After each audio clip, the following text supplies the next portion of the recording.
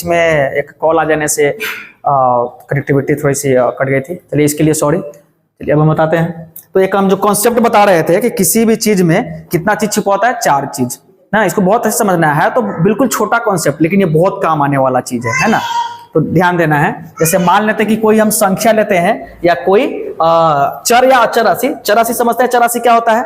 चर राशि को बोलते हैं वेरिएबल क्वांटिटी, जिसका मान बदलते रहता है। जैसे एबीसीडी का जो अक्षर होता है, जैसे एक्स, वाई, जेड, ये सब क्या है? ये चर राशि होता है। वही अगर हम कोई संख्या लेते हैं 2, -5, 6, तो ये क्या है? अचर राशि। तो चर राशि क्या है? जिसका मान बदलते रहता है। और अचर राशि क्या होता है? जिसका मान स्थिर रहता है, ये अचर राशि होता है, यानी कांस्टेंट क्वांटिटी। और ये है, ये वेरिएबल क्वांटिटी है। ये जो है ये वेरिएबल क्वांटिटी है, और ये जो है इसको बोलते हैं हम कांस्टेंट क्वांटिटी।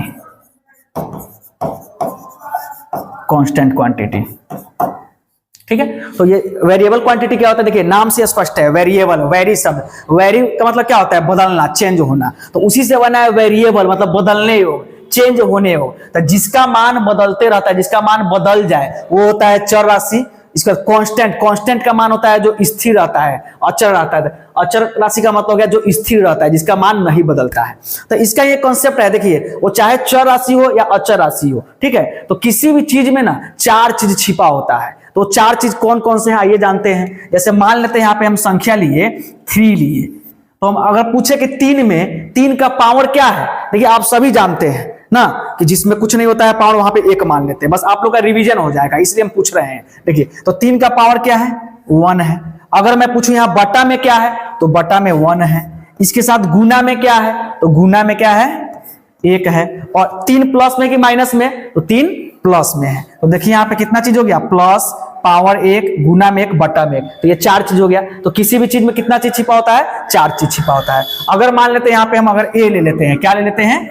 ए। तो देखिए ए में भी कितना चीज छिपा हुआ है? 4 चीज छिपा हुआ है। कौन कौन सा?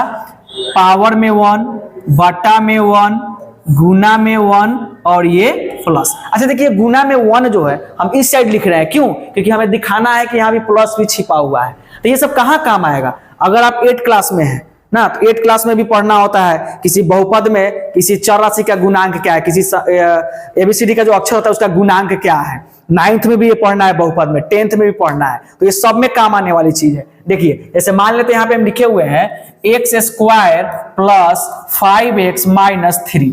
अब मैं अगर यहाँ पे पूछूंगा कि x² का गुणांक क्या है, तो x² के साथ देखिए, तो यानी गुणांक का मतलब क्या? गुना में अंक। गुणांक का मतलब गुना प्लस अंक, यानी गुना में कौन सा अंक है। तो x² के साथ गुना में कौन सा अंक है? तो यहाँ पे गुना में तो कुछ नहीं है ना, तो क्या मान लेते हैं हम? 1। तो यहाँ पे गुना में क्या छिपा हुआ है? 1 छिपा हुआ है। क्योंकि एक संख्या को हम किसी के साथ भी गुना करते हैं तो संख्या जो कहते हो होता है। तो सभी संख्या में गुना में कितना छिपा होता है? 1 छिपा होता है।